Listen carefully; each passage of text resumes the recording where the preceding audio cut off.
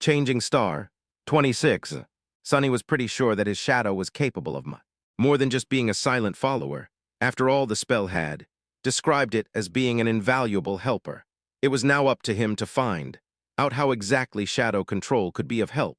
As in many other matters having to do with aspects, there was a certain level of instinctual understanding buried deep inside his subconscious.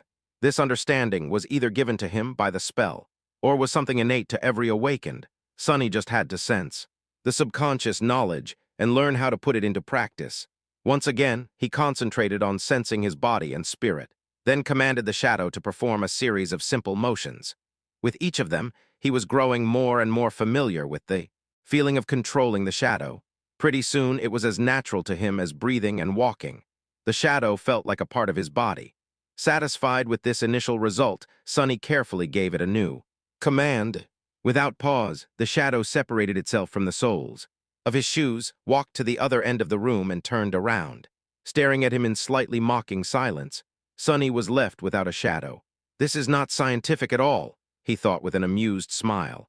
Science never really applied to anything having to do with the spell after all. As the shadow walked away, he felt a very weird split happening in his mind. It was like his perception had separated into two distinct sources. One was his body, the other his shadow. With a bit of trying, he managed to focus on the second source. Instantly, his vision blurred. "Whoa," Sunny blurted, surprised.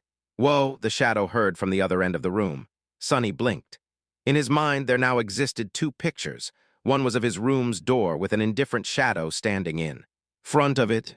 The other was of a pale young man sitting on a chair, wide-eyed and bewildered. "That's me." He raised an arm and waved it in the air. Simultaneously, the pale young man raised and waved his. "I can perceive the world through my shadow." He sat for a while thinking. An ability like that opened up a lot of possibilities, with his child of shadows attribute allowing him to see and move stealthily in the darkness and shadow control, allowing him to send out a sneaky shadow as a scout. He was pretty much a perfect spy. A spy was someone who gathered information without exposing themselves to a lot of risk. A role like that suited Sunny's taste very much. Of course, spies were also able to strike from the shadows with deadly precision. Armed with information, they were masterful ambushers with the prior knowledge of the opponent's weaknesses.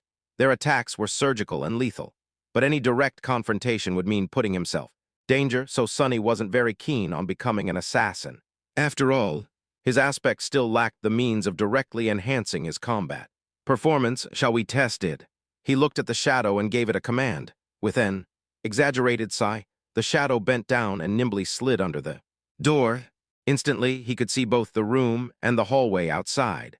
Sunny closed his eyes to focus on the picture projected from the shadow. Moving stealthily from one shadow to another, it glided down the hallway. With a bit of timing and consideration, his scout was practically invisible. Sunny passed by a couple of sleepers and listened in on their conversation. Not finding it very interesting, he continued forward. Finally, the shadow stopped at a corner. To its left were the elevators, to its right, the way to the girls' dormitory. All sorts of provocative images immediately entered Sunny's head. "Oh my," he thought, blushing.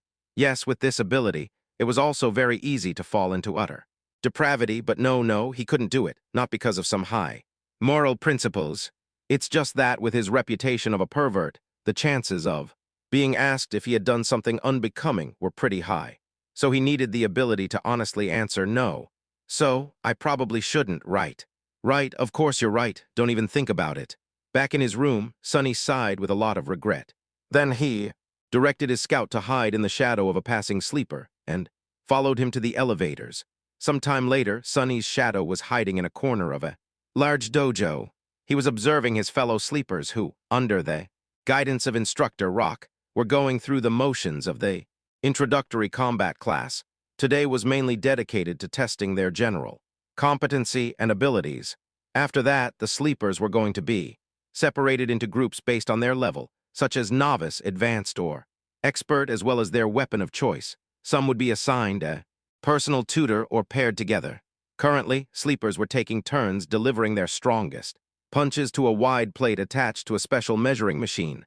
After each strike, the machine would display a number corresponding to the sleeper's physical strength. In theory, a machine like that was not hard to build. However, considering that many of Sleepers had combat-oriented aspects that enhanced their might in a variety of ways, it was actually a marvel of engineering and durability. Their technique and training also affected the final result. Most people were getting numbers ranging from 10 to 14. It was considered a good result, something that only the most athletic people could reach.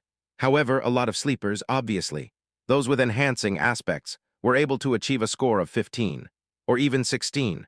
I would probably get 10 or 11, Sunny thought, feeling a little bored. Then he suddenly perked up, noticing that it was turn for Nephi's, the highest-rated sleeper of their batch, to strike the plate. The slender girl approached the machine and, without much preparation, delivered a sudden, crushing blow.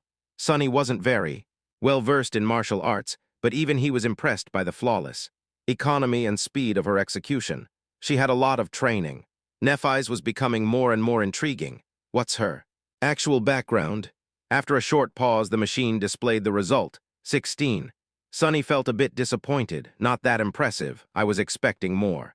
She was the proud bearer of a true name, after all. After that, only Castor remained. This time, Sunny couldn't even see the flying fist. It was just too fast. The machine trembled and took more time calculating. Finally, two numbers appeared, 21. Everyone gaped at the display, stunned. More than a few admiring looks were thrown at Castor, who simply bowed and took it. Step back, Instructor Rock smiled. Not bad. Now we will move to sparring and evaluate your general level of training. I need 2 volunteers to begin. Nephi's was the first to step forward and walk to the center of the ring. A couple of seconds later, a tall and extremely muscular Sleeper followed and faced her. The rules are simple. Make your opponent's back touch the floor or throw them out of the ring. Use whatever abilities and techniques you find appropriate. Oh, the show is starting. Watching Sleepers fight each other was not only entertaining, but could also provide Sunny with knowledge of their powers. Back in the room, he leaned forward and rested his chin on his palms. Go Nephi's. The tall guy attacked without wasting any time. His muscles bulged, threatening to tear the soft fabric of his white dabak. He advanced like an unstoppable mountain, sending a vicious kick flying. A second later, he was lying on the floor with a dumbstruck look on his face. Nephi's didn't even change her stance. Instructor Rock gave her a cheerful look and grinned. Next, what followed could only be described as a massacre. One after another, Nephi's managed to defeat almost every single sleeper present in the dojo. She didn't seem to be faster or stronger than them, but each time someone entered the ring to fight her, they would inevitably end up beaten and thrown to the ground. Sunny watched the process with a growing sense of amusement. However, at some point, even he felt a bit of unease. Nephi's moved with the calm precision of a battle machine. Her technique was clean, graceful, and ruthless. No matter what type of attack was thrown at her, she was able to either predict or instantly react to it, then deflect and turn it against the attacker with the minimum amount of effort. It didn't matter whether her opponent was poor, rich, or a legacy. Everyone would end up dealt with in a matter of seconds. What's more, through the whole process, the composed expression on her face didn't even change once. It was like Nephi's was made out of metal. Is she even human? Sunny thought suddenly. Apprehensive. What was he going to do if this changing star were to end up as his enemy? The best course of action would be to run away. Or better yet, try not to antagonize her to begin with. After all, the sun was also star, and shadows didn't mix well with sunlight. Finally, Castor was the last one remaining once again. However, he didn't seem to be perturbed by the miserable failure of every other sleeper. With a soft smile on his lips, the young man stepped into the ring. Castor and Nephi's faced each other. Their eyes locked for a few seconds, and then Castor slightly bowed. Lady Nephi's, please excuse me in advance. What is he going to? A moment later, Sunny opened his eyes in shock. Measure of power, 27. It seemed like Castor suddenly ceased to exist. However, it was only an illusion. The truth was that he was just moving so fast that the human eye wasn't able to keep up with his movements. If it wasn't for the special properties of shadow sight, Sunny wouldn't have been able to perceive anything either. Even then, he only noticed a hazy blur streaking through the air. In a fraction of a second, Castor covered the distance between him and Nephi's and delivered a devastating blow. However, despite his astonishing speed, she somehow managed to react in time, slightly turning her body to deflect the strike. But it still wasn't enough. Although Nephis had managed to avoid being hit squarely in her center of gravity, Castor's fist ended up connecting with her shoulder, sending the girl into a spin. Not wasting any time, Castor disappeared again. His plan was very simple. While Nephis was still under the impression that the enemy was in front of her, he was going to use his unnatural swiftness to circle around and attack from the back. The young man appeared behind the oblivious girl, ready to finish the fight with one decisive strike. Just as he planned, she seemed to be preparing to attack in the direction he had been seen just a split second ago. Gratified, Castor shifted his weight, putting it all into his fist. However, at the last moment, Nephis suddenly changed her stance and threw her elbow back with frightening force. Castor's eye widened. It was all a feint. And now that he had committed to a strike, there was no simple way to stop. No matter how fast he was still subject to the laws of inertia. The elbow was approaching his face with a profound feeling of inevitability. And yet Castor still managed to avoid it, even if it was just by a hair's breadth. His speed advantage was just too big. He then proceeded to trip and push Nephis, sending her flying to the ground. However, just before she was about to hit the mats, the young man carefully grabbed the collar of her dabak and gently pulled, slowing down the fall and allowing Nephis to land on the floor. Without any impact, lying on her back, the girl blinked a couple of times and looked up at him. The whole altercation lasted no more than 2 seconds. Back in his room, Sonny opened his eyes in shock. So that's an ascended aspect. That's cheating. A sleeper had no business being that fast. The powers bestowed upon them by the spell were supposed to be in their infancy. But Castor was a legacy, after all. Who knew how many soul shards were fed to him prior to enrolling into the academy? Back in the dojo, Instructor Rock grunted and gave Castor nod. Nephis slowly rose to her feet. The rest of the sleepers were gawking at the young man with reverence, whispering among each other in hushed tones. It seemed that his performance left them with a deep impression. However, Castor himself wasn't very elated. He glanced at Nephis with an unreadable expression. That was because, unlike the rest of them, he came to a certain realization. The truth of the matter was known only to him, Nephis, Instructor Rock, and Sonny, who was very observant and quickly picked up on such things. The thing that sleepers failed to notice was that Nephis did not use her aspect ability when facing Castor. In fact, she had not used it at any point during today's testing. No one even knew what her ability was. And yet, despite his powerful aspect, Castor barely managed to clutch a victory against her. What a monster, Sonny thought, full of unease. The shadow hiding in the corner of the dojo seemed to agree with him wholeheartedly. After that, the introductory combat class was over. Sore from the beating they received, sleepers headed for the showers. Sonny waited for a bit and then directed his shadow to sneak into the boys' locker room. He wasn't very interested in watching a bunch of teenagers changing clothes, but there was a slight possibility that Castor would either comment on his duel with Nephis or answer some questions about his incredible aspect ability. Just as he had expected, the young man was surrounded by a group of newly converted fans. They were congratulating him on his victory, full of adoration and excitement. However, Castor himself seemed to be in a bad mood. His expression was somber, and there was a grim heaviness in his eyes. In fact, his face grew darker with each praise he received. Castor, that was incredible. Your aspect is overpowered, am I right? That Nephis girl stood no chance at all. True name. Who needs that? She's just a wanb. Finally, Castor raised his head and pierced the last boy who had spoken with a cold look. That boy, just like him, was one of the few legacies in their batch of sleepers. He frowned, surprised by Castor's reaction. What is it? Castor gritted his teeth. I might have expected such behavior from them, but you should know better. The other legacy raised an eyebrow. Why? Is there something special about that peasant girl? Castor's eyes widened. Peasant girl, do you really not know who she is? No, Sonny thought impatiently. So just get to it and say it out loud. Luckily, the arrogant sleeper had the same sentiment. Castor opened his mouth several times, as though not sure what to say. Finally, he shook his head and answered, She is Nephis of the Immortal Flame Clan. As soon as he said that, the arrogant legacy became deathly pale. Not paying him any attention, Castor continued, I trust that I don't need to tell you about her grandfather. Her parents were Smile of Heaven and Broken Sword. In his room, Sonny almost fell from the chair. Even he knew who Immortal Flame and Broken Sword were. The former was the first human to conquer the second nightmare and become a master. The latter, the first one to conquer the third nightmare and become a saint. They, as well as their companions, were among the most famous heroes of the human race, someone who had managed to change history with their own two hands. If what Castor said was true, then Nephis wasn't just an aristocrat, she was royalty. No wonder he addressed her as lady. Why didn't he just call her princess instead? But that didn't make any sense. Echoing his thoughts, the pale-faced sleeper asked in trembling voice, then why is she so? Castor sighed. Because they're all dead. The immortal Flame clan is long gone. For a few moments, the locker room was completely silent. Castor looked down. She's the only one left. Late at night, when everyone was already asleep, Sunny furtively entered the dojo. Looking around, he made sure that no one was there and then curiously approached the ring where Nephis and others had been tested earlier. He stopped at the center of the ring and stood there for a while, remembering how she had dealt with dozens of sleepers of their batch before being defeated by Castor.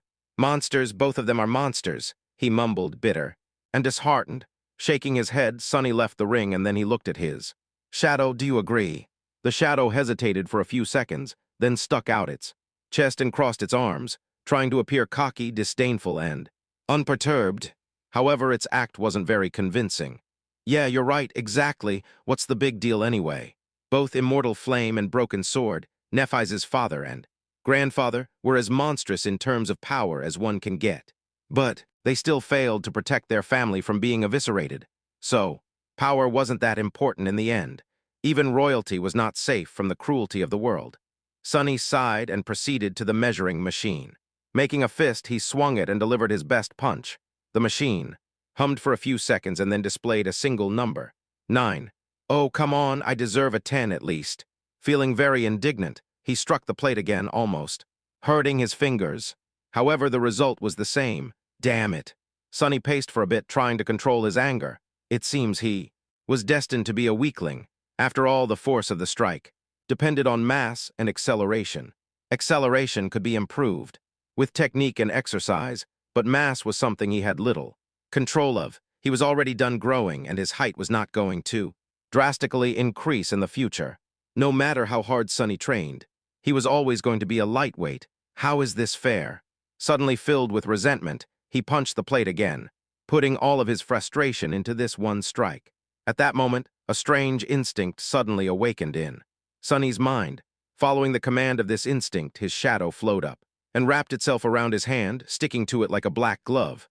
In the next moment, the punch connected. The machine trembled from the force of the strike. Sunny's yelped in pain and took a step back, cradling his bruised fist. While the result was displayed. However, it wasn't a 9 anymore. It wasn't even a 10. It was 18. He looked at the displayed number for a long time, expressionless. Then a wide grin slowly appeared on Sunny's face. I see, so that why, of course. He clenched his fist again, looking down at the black, shadowy glove. Ah, what an invaluable helper indeed. Now we're talking. Training montage. 28. Days flew by. Sunny only had 4 weeks to prepare himself for the journey into the dream realm, so there wasn't even a minute to spare. He was relentless, pushing his body and mind to the limits in an attempt to absorb as much knowledge and skills as possible in that short amount of time. In the day, he studied with teacher Julius, slowly learning how to survive and take care of himself in the absence of civilization. Their lessons ranged from comparatively simple, like various ways to produce fire, to much more obscure and esoteric, like celestial navigation. What was so hard about celestial navigation? Well, as it turned out, the dream realm was not consistent in terms of star geography. Different regions had different stars and constellations, as well as a different number of moons. While the sun seemed to be the same, its behavior was highly unpredictable. Still, with sufficient knowledge, one could find ways to study the skies and subsequently navigate themselves. Most of these lessons were, supposedly, already included in the various school curriculums and known to the majority of sleepers. However, learning something from a textbook and learning the same thing from an actual awakened were two completely different matters. Teacher Julius had a habit of going much more in depth when explaining his subject. Thanks to this time-consuming habit of his, Sunny not only learned about the what, but also often gained glimpses into the why. This nascent understanding of the underlying principles of the dream realm environments gave him the ability to face any situation with at least some measure of readiness. Even the lessons in dead languages, which Sonny had initially judged to be useless, turned out to be much more interesting than he could ever imagine. This was in large part because it concerned the spell itself. After all, the spell communicated with humans in one of those dead languages. By knowing the language, he was able to understand its various remarks and descriptions better. The simplest example of this was Nephi's and her true name, Changing Star. While technically correct, this translation failed to properly convey the exact meaning. By understanding the grammatical structure of the rune language, it was easy to extrapolate and see that the more correct translation would have been Star of Change. More than that, there were different runes for change, each with its own connotation. Depending on what exact rune was used to relay the meaning of the name, it could also mean ruinous star or star of misfortune. A small change in wording and connotation could mean a world of difference in real life. Sonny, who had never seriously studied before, found the process of acquiring vast amounts of theoretical knowledge strange, numbing, and exhausting. However, in a sense, it was also exhilarating. After all, knowledge was something that only the privileged had access to. It was also this authority over knowledge that kept them in the position of power, creating a vicious circle of inequality. The poor had no opportunity to study, and without the advantage of good education, they had no way to stop being poor. The weirdest part about all of this was that Sonny was now one of those privileged people. More than that, he was at the pinnacle of social hierarchy. Not only had he gained access to an unlimited amount of knowledge, but even his basic needs like food and shelter were also taken care of by the government, allowing him to fully focus on the single goal of developing himself as an awakened. This sudden transformation would have sent him into a whirlpool of philosophical reflection if he had any time to spare. But he didn't, because teacher Julius also insisted on holding practical lessons every other day, even if some of them had to be done in virtual reality simulations. He insisted on using the full immersion stations with enhanced physical feedback. As a result, Sonny was bone-tired and utterly exhausted. The good thing was that with such amount of exercise, coupled with his newly reforged body, Sonny had never been in better shape. Even without combat training, he could feel his strength, stamina, and agility improving by leaps and bounds. Basically, the peculiar rebirth he had experienced after completing the first nightmare had enhanced the innate potential of his body, bringing it to the peak of the human condition. However, it was up to him to realize that potential with sweat, effort, and a lot of hard work. Practical application of wilderness survival techniques provided him with the opportunity to do so. And as though this wasn't enough, Sonny secretly collected information about other sleepers and practiced shadow control every night. His shadow was independent enough to be sent on scouting missions without his direct control. It would sneak here and there, listening in on the conversations and observing different classes where sleepers had to demonstrate their aspect abilities. Then, after Sonny had finished his supper and returned to his room, it would come back and share everything it had heard and seen during the day. The only problem with this arrangement was that the shadow, despite its outward snarkiness, turned out to be rather naive. It didn't quite understand how the human world worked, and as such often failed to distinguish between useful information and meaningless chatter. So most of the time, Sonny would receive nothing of value or juicy gossip instead of important secrets. This is how he learned that in the sleeper center, romance was in the air. After all, there were 100 beautiful young people, locked underground in close proximity to each other, with the added spice of a deathly threat hanging above their heads. Many felt that life was short, and it was their time to seize the day. Passion bloomed, the shadow of approaching danger. Sonny was excluded from this whole side of the thing. Of course, firstly, he had already positioned himself to be perceived as an unlikable lunatic. Secondly, he simply had no time for anything except for his lessons and training. And lastly, he was wary of getting too close to anybody, afraid that a situation would arise where he would have no choice but to divulge his true name. Apart from gathering information and slowly learning about the scope and details of various aspect abilities, and to a lesser extent flaws, he was also experimenting with shadow control. The results were very promising. He quickly found out that his shadow was able to enhance various objects and not only his body, If it wrapped itself around a weapon, the weapon strike harder and deliver more damage. If it was applied to an armor, the armor would become sturdier and harder to break. The enhancement was rather substantial, too. It was roughly twice as much as the initial value. All in all, this ability, if used correctly, could make him a powerhouse among the sleepers. Many combat aspects could deliver more speed or damage. Many could provide more defense and protection, but none were as well-rounded and versatile as Shadow Slave. With the added utility of Shadow Sight, Shadow Step, and Shadow Scout, it was truly incredible. Just like that, day after day passed, slowly turning into weeks. Before Sunny even knew it, the winter solstice was already here. The last day on Earth. 29. On the day of the winter solstice, Sunny woke up feeling tired and drowsy. No matter how much he tried to shake off this listlessness, it wouldn't go away. In the end, he just stayed in the bed for a while, wrapping himself in a blanket. He was already familiar with this feeling of never-ending, ensnaring sleepiness. It was the same in the days before his first nightmare. It was also quite similar to what he had experienced while slowly dying of hypothermia on the slopes of the Black Mountain. Remembering the cold embrace of approaching death, Sunny couldn't help but shiver. This was his last day on Earth, at least for a while. By nightfall, the spell was going to take him away once again, this time to challenge the vast expanse of the dream realm. What was he going to face in that ruined magical world? Would luck be on his side this time? Or would there be another disaster? There was no point in guessing. He had already done everything in his power to prepare for the inevitable. He studied hard, trained hard, and kept his secret safe. His aspect was better than most, and his will to survive was long tempered by the harsh reality of the outskirts and the even harsher ordeal of the first nightmare. All in all, he was ready.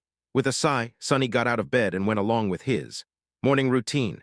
If this was going to be his last hot shower in a long while, he was going to really enjoy it. If it was going to be his last scrumptious breakfast for the time being. Actually, he had no appetite. The cafeteria was full of sleepers, but no one was talking. Everybody was in low spirits and seemed to be uncharacteristically introspective. There was no usual laughter or boisterous conversations. Only the legacies remained calm and collected. However, even they kept to themselves. Sunny thought about the last time he was preparing to enter the spell and, with a bit of trepidation, approached the coffee machine. During his stay in the academy, he had long discovered that a lot of people were in a habit of adding sugar and milk to their coffee. So on this auspicious day, he decided to give it another try. After all, it was nice to have a tradition. A few minutes later, he had taken his usual seat near Kasha, the blind girl. Despite their compulsory closeness, they had not talked to each other even once, just like two strangers forced to share the same space by circumstances beyond their control. Sunny did not see a reason for anything to change today. However, as soon as he took the first sip of coffee, Kasha suddenly turned her head and stared at him with her beautiful, blind blue eyes. Unnerved, Sunny looked around, checking if someone else had attracted her attention, and after making sure that there wasn't anyone standing behind him, asked, what? Kasha was silent, as though hesitating if she should reply, and then suddenly said, Happy birthday. What? Sunny frowned, trying to comprehend the meaning behind her words. Then a flash of surprise appeared on his face. Oh, right, it's my birthday today. He had completely forgotten about it. He was turning 17 today. Wait, how did she know about this? Sunny gave the blind girl a strange look, opened his mouth, and then decided to let the issue go. She was just too creepy. Oh, thanks. With a nod, Kasha turned away and seemingly lost interest in having a conversation once again, which was for the better. Sunny returned to his coffee, finding it not too bad this time. Of course, sugar and cream were making most of the work. However, he did feel a little bit more awake after drinking it. 17, huh? Sunny was never sure that he would make it to this age alive. And yet, despite everything he did, life was sure unpredictable. Sometimes, if anyone would have told him a year ago that he was going to celebrate his 17th birthday by drinking real coffee with real milk and sugar, he would have laughed in their face. But now it was a reality. Unwillingly, Sunny remembered all the people who used to celebrate his birthdays with him a long time ago. Before his mood turned sour, he decisively dispelled these thoughts and forced himself to smile. This is not bad. Let's do it again next year when I'm already in. Awakened. Cheering himself up like that, He finished his coffee and left the cafeteria. There were no classes today, but he still visited the wilderness survival classroom and said his goodbyes to teacher Julius. The old man got pretty emotional when sending him off. He gave Sonny one last tip a dozen or so times in a row and even promised to apply for a research assistant position to be opened after the young man had become a full awakened. Sonny left thanking him for his time and patience. After that, there wasn't much to do. When the sun was close to setting, Instructor Rock gathered them in the foyer of the sleeper center and led them outside. In the snowy parks that surrounded the white building, other awakened were leading their own batches of sleepers to the same destination. It was the Academy's medical center. The center looked more like a shrine than a hospital. Its interior contained both highly advanced technology as well as some of the best healers among the awakened. For the duration of their first journey into the dream realm, the bodies of sleepers would be kept safe in specially designed pods and sustained by the magical powers of those healers if anything unfortunate were to happen on the other side of the spell. Of course, whether or not they would wake up in the end wholly depended on the sleepers themselves. To Sonny's surprise, after entering the medical center, Instructor Rock did not take them directly to the wing containing sleeper pods. Instead, he led them to a comparatively deserted floor, and then opened the doors to a spacious gallery that was brightly illuminated by the beautiful crimson rays of the setting sun. There, they saw rows and rows of wheelchairs. In each wheelchair, there was a person with a blank, strangely peaceful expression on their face. All these people were completely silent, motionless and still. They did not show any reaction to the appearance of guests. They all seemed to be empty. In the eerie silence, Sonny felt his hair standing up and a creeping terror sipping deep into his heart. Instructor Rock looked at the empty people with solemn eyes. "There is a reason I brought you all here. Look well and remember, some of you may know who these people are. For those of you who don't, they are called Hollow." He gritted his teeth. Each one of them was once either a sleeper or an awakened. Some of them were weak, some of them were strong, some were even incredibly powerful. All of them have perished in the dream realm. Their souls are gone, Sonny realized, horrified. If you're lucky, once your spirit is destroyed, your body dies with it, but if not, you'll become just like them, Hollow. Instructor Rock glanced in the direction where Castor and Nephi stood and then added, "So don't die out there." Half an hour later, sleepers had been led to their personal rooms and were preparing to enter the pods. In one of the rooms, the blind girl, Kasha, was helplessly trying to orient herself in the unfamiliar space, touching the walls and strange pieces of machinery with her hands. Tears were streaming down her beautiful, doll-like face. In the other room, proud Legacy Castor was staring listlessly at the floor. His lips were moving, repeating one strange phrase over and over again. He was trembling. Somewhere else, Changing Star Nephi's, the last daughter of the immortal Flame Clan, was looking down at her hands. Underneath her skin, soft white radiance was slowly growing brighter and brighter. Her face was contorted in a grimace of harrowing agony. And finally, there was a room where Shadow, slave Sunless, lost from light, turned away from the sleeping pod and glanced down at his shadow. "Well, are you ready?" The shadow shrugged and didn't answer. Sonny sighed. "Yeah, me too." With that, he stepped forward and climbed into the pod. In the vast, echoing darkness, he heard, "Welcome to the dream realm, Sunless. Starless Void. 30. Sonny was expecting to first look at the place where his arrival to the dream realm was going to take place from above, just like it had happened at the beginning of the first nightmare.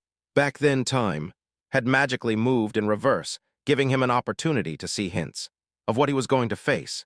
Instead, immediately after hearing the greetings of the spell, Sonny found himself blind and drowning. As he instinctively tried to open his mouth to scream, salty water rushed inside, making him choke and twitch. More than that, he couldn't see anything. No, it's not that he couldn't see, it's just there was no source of light around. Usually, darkness wasn't a problem for Sonny, but for some reason his sight wasn't working anymore. Maybe the seawater he was submerged in was blocking it. If it wasn't for the special space perception that the affinity to shadows gave him, he would have been completely disoriented. With its help, though, he barely managed to understand which side was down and which side was up. Luckily, teacher Julius's lessons had included swimming, swearing to thank both the old man and Master Jet once he came back. Sonny forced himself to stay calm and began to swim upward. In a few long and tense seconds, his head broke through the Surface of the water.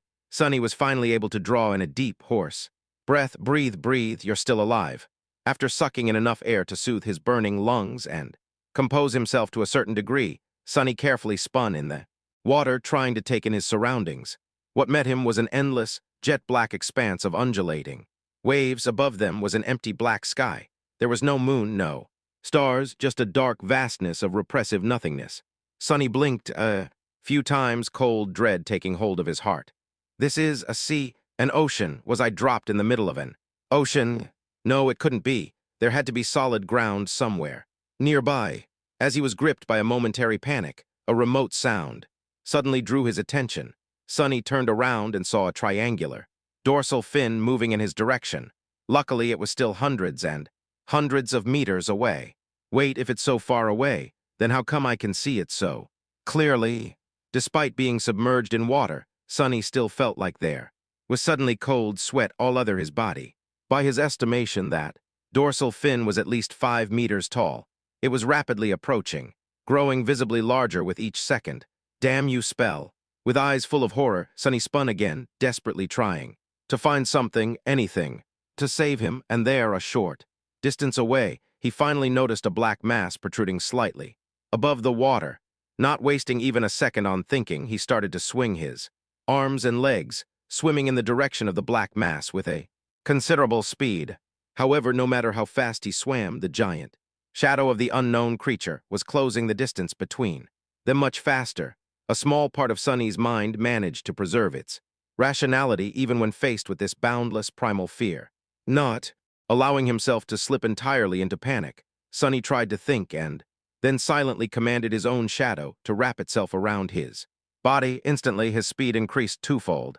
Just seconds before the unknown colossus got to him, Sonny reached the black mass, stretched out his hands, and pulled himself out of the water. He rolled away from the edge, scratching his skin on the uneven rocks, and jumped in fright when the whole surface underneath him shuddered, as though something massive had collided with it.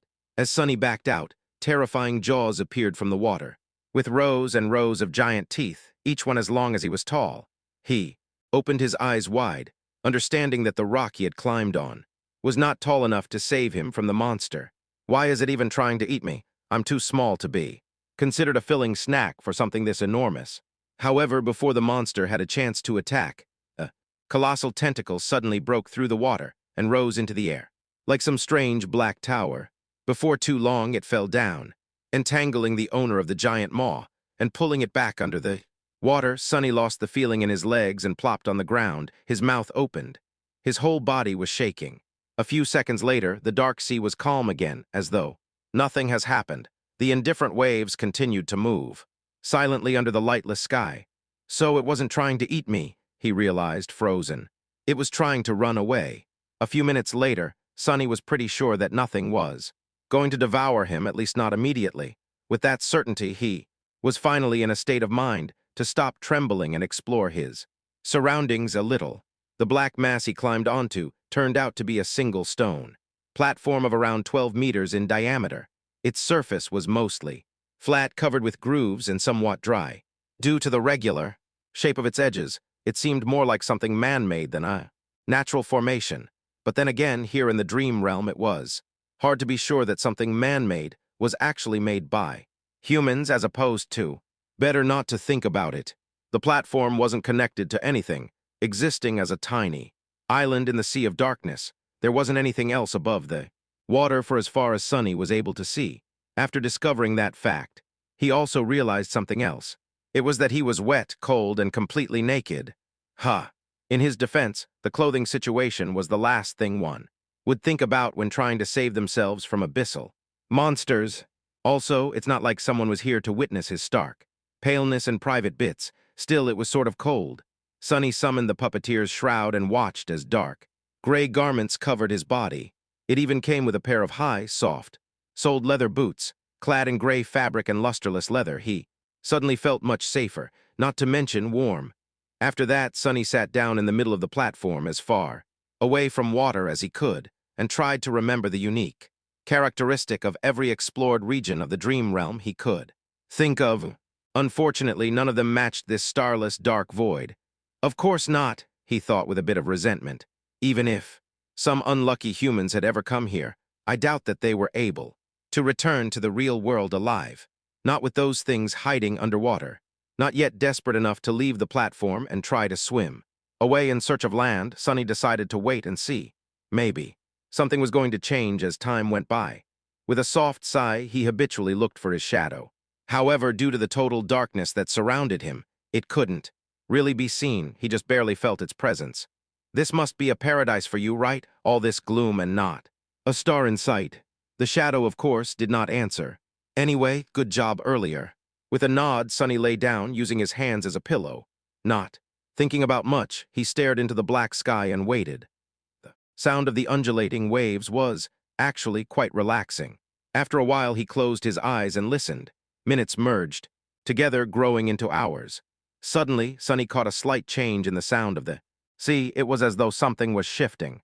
He opened his eyes and noticed that one corner of the sky was slowly turning gray. Soon, a glimpse of a pale sun could be seen rising above the horizon. A new day had come to the starless void, and with it, the dark sea suddenly surged.